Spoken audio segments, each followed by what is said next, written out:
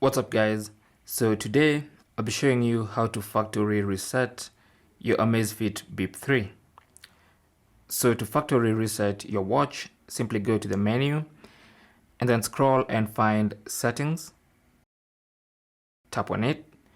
Another quick way to access your settings is by sliding down from the home screen and then tapping on the settings icon. Either way, it should lead you to the settings page. And on the settings page, scroll down to System, tap on that. And then under System, scroll down to Factory Reset, tap on that. And it will tell you all data will be reset to factory settings. Do you want to continue? Tap the check mark or the tick. It's going to be a slight vibration and the factory reset process is going to begin. And the watch will restart and you should see the initial setup QR code. And that tells you the watch has been reset to factory settings. And that's it. That's how to reset your Amazfit Bip 3 back to factory settings.